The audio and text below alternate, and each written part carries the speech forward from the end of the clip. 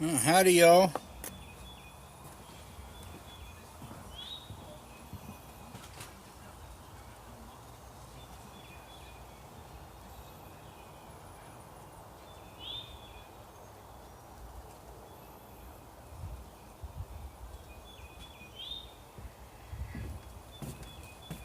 Well, once again, howdy, y'all. This here's a handy redneck coming at you.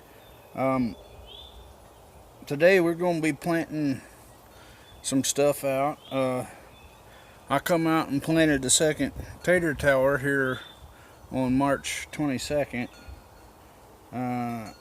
because, well, the nice stable taters that were growing nice decided to bolt and get leggy on me, even though they shouldn't have. 4 out of the 5 decided to jump up in the last week about 6 inches taller than they were. So I had to get them out. So they're over in the other tater tower. I'll show you that here in a little bit. But since we're here, we're gonna do some a cleanup and planting. Right here, what you can see here, this is last year's parsley.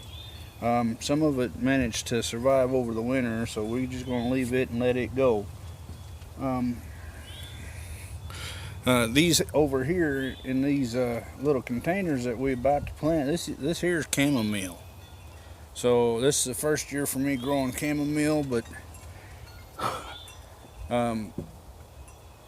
they're pretty flowers. They're kind of plain, but they're pretty. But we're gonna grow them and see if we can't get us a crop or two saved up for some chamomile tea. You know, you won't be able to get fresher chamomile tea than if you grow it yourself. That's all there is to it. This is one of my little, I don't know what you call it, flower box, I guess. Up on my porch, I got 3 of them up here. The buckets, flower pots, sit below these and get sunlight through the fence wire that's on the side of the porch. So I think we're going to do chamomile in this box.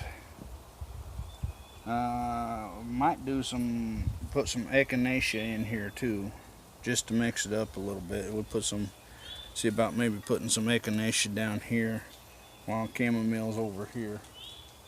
Because I do have some echinacea that I started from seed that we need to do something with. But one of these boxes has planted in it. They should be sprouting here pretty soon. Is Alaskan snap peas or sweet peas, whatever you want to call them. So they're an early crop that we'll get eat it up, and then we'll switch out for something else. Like I say, these boxes here oftentimes do herbs and stuff in. Like I say, this one will be primarily the leftover parsley, and then we'll do probably some echinacea in here. The other one's got peas in it right now. The third one will do the thyme and marjoram that we got sprouted in it, and we want to keep that one on the other side away from the cucumbers, because cucumbers don't like it so good. So what we're just gonna do here is I think what we're gonna do here is take some of this out and put it into a bucket. That way we can make sure it's all nice and loose. One of the things we grew in this one last year, which didn't overwinter too well, is we did sweet basil in it. So I got enough sweet basil well, dried, dehydrated now. But I got enough sweet basil to last me years.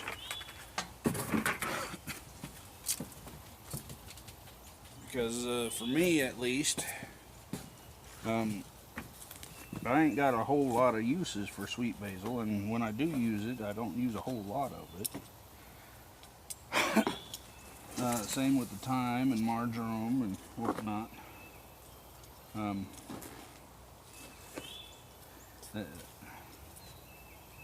Ain't nothing wrong with them. It's just one of those things that I never really developed a taste for the most part.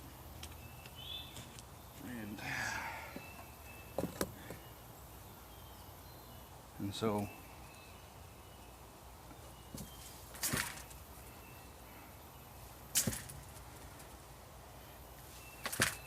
alright, I think that'll about do it. If you look down here in the bottom of this, you probably see this green. I don't know if you can see it or not, but the mesh that I use in the bottom of the buckets, I used in the bottom of this to loosen it up, and well, not loosen it up, but to fill the crack in the wood, but still allow for good drainage. So, you know, this box, it does pretty good. But again, it is a quote unquote raised garden bed, so it pretty much has to be watered every day.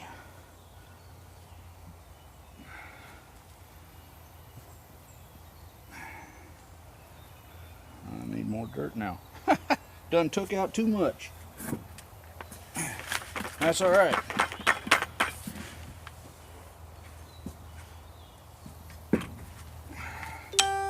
So, again, we just dug in here and loosened it up.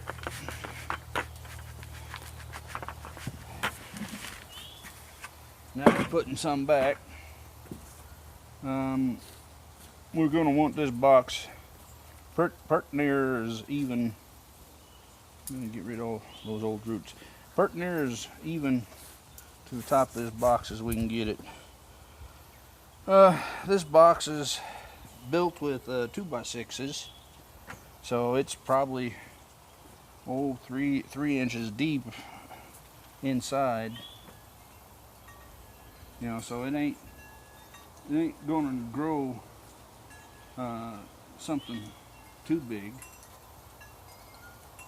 You know, it ain't gonna be able to support like a tomato plant or something, but it can support herbs, not a problem.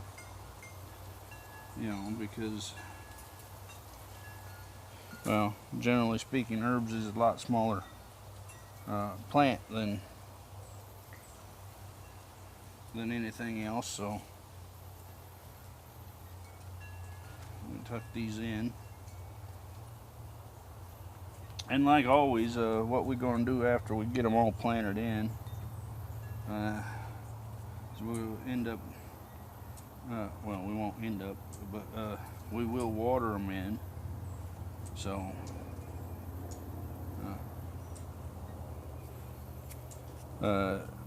get them watered in, situated.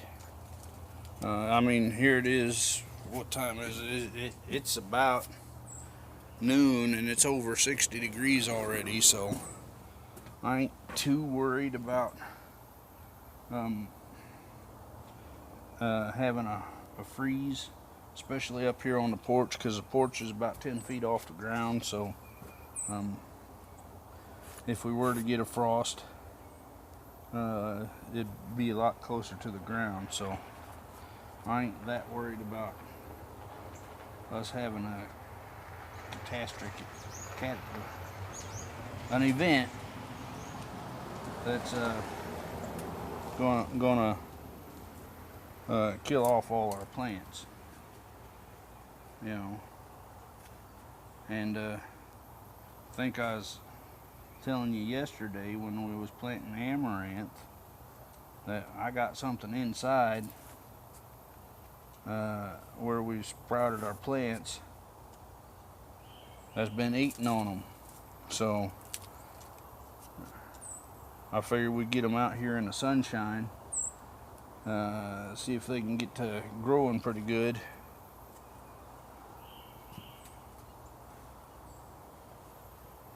And if they can, well then we got it made. Well, look at those roots on that. Those are some good roots, but as you can see, it's time on some of these. It's past time to get them out here and in the ground, well, in the soil, planted out, because we ain't really in the ground. The soil I got in these boxes here is primarily compost and chicken manure. However, I did amend it a little bit with some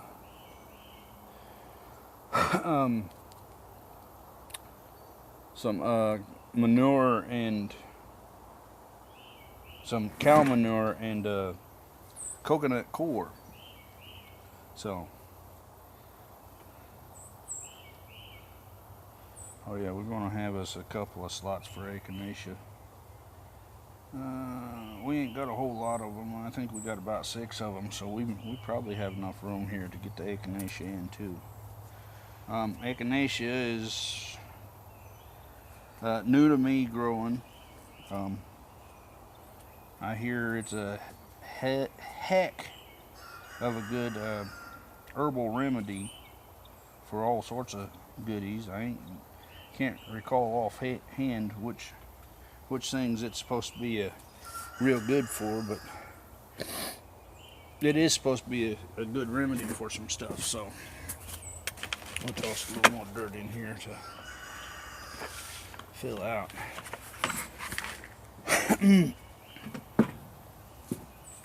Loosen this up a little bit.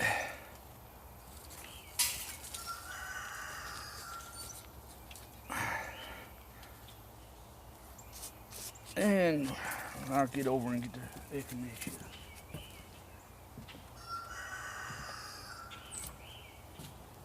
Alright. We got 7 of them that sprouted and come up and look pretty good. So we'll get them planted in.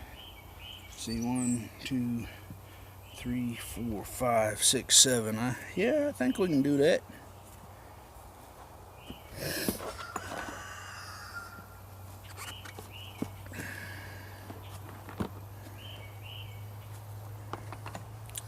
And then these little ones that didn't grow nothing, what we'll do with them is we'll take them and we'll toss them in the dirt bucket and grind up the pot a little bit, because you know the pot is one of those decomposable pots, so you know we can add it to the soil of our dirt bucket, not a problem.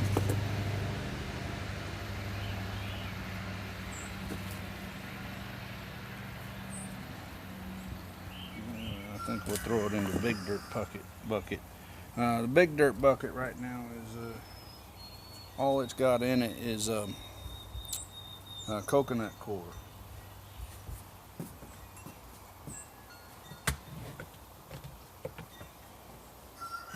And what I do with it is I'll take about a 5-gallon bucket of coconut coir out, and I mix it with the other stuff on a tarp and end up with about 15 to 20 gallons worth of soil, and then we use that. But I'm currently out of topsoil. I got manure all over the place, but I'm currently out of topsoil to mix in with it, so I'm running light, but that's okay, because most of what that'll be in, we've got one garden bed that needs some dirt in it that we're going to plant sunflowers in, but it can wait. you know, it's just gonna have sunflowers and beans, and it can wait until the April. It ain't gonna hurt nothing. And see, we got 2 more empties that we'll toss over into that bucket. Take these.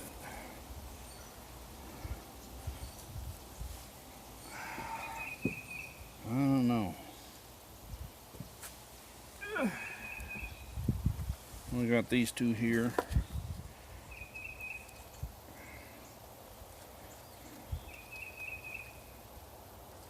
Yeah, they're pretty little plants, I'll say that.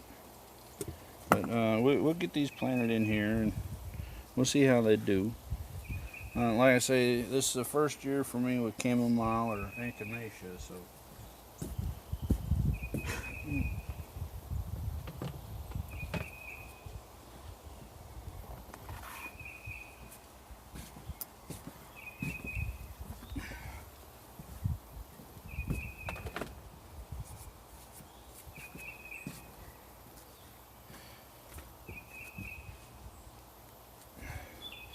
Then we'll get these watered in, they'll be happy campers. You gotta be careful though, those little leaves. See, this one's actually growing another little stem area, so it's a happy camper.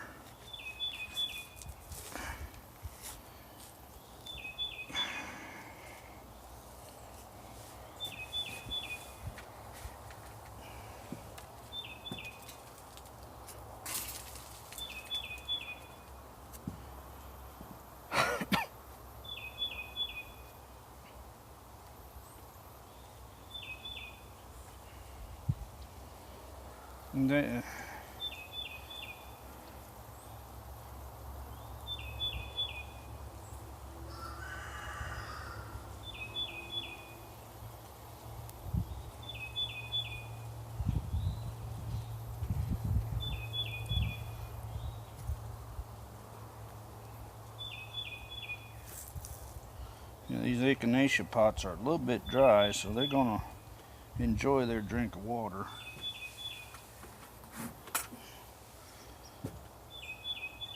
When we water them in.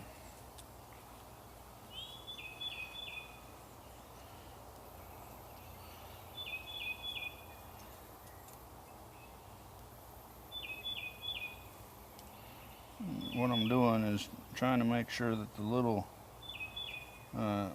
leaf sprouts, the big leaves are coming up through, are exposed to the light.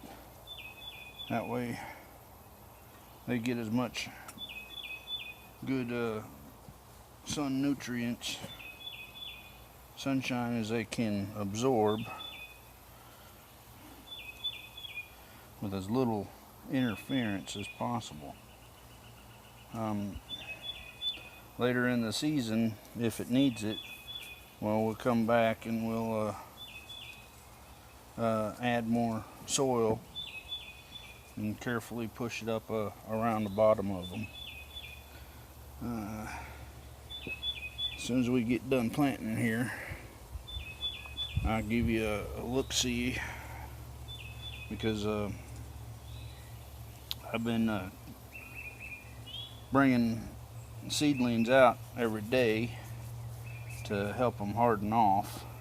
So we'll go on a little mini tour right quick and I'll show you, and then I'll let you go and get these watered in, and we call it a morning.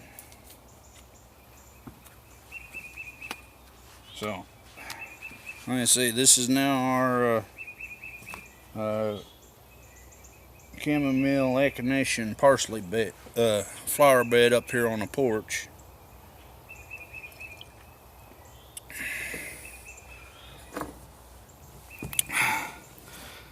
Cucumbers, leftover maters, little bucket, big bucket, big bucket. Like I say, it's primarily got coconut core in it. Little bucket's empty right now.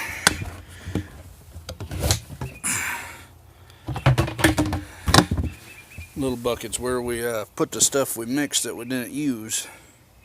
Here we got some giant red celery that's trying to grow. This is our marjoram and thyme. This is Chinese pink celery. This is a sweet pepper mix. And as you can see, they're starting to put on their true leaves too, so it won't be too much longer for them. Then over here we got atomic grape tomatoes. Like I say, we got them out here in this nice sunny days, trying to harden off a bit. From the porch here, you can easily see the gardens out there. We got the corn on the end. We got the beets down here. You saw us yesterday plant some buckwheat and amaranth in it. Over here we got the tomatoes and onions and some cabbage over in this one. And then in that one we've got Brussels sprouts and kale and carrots and turnips and more amaranth and quinoa. And then down here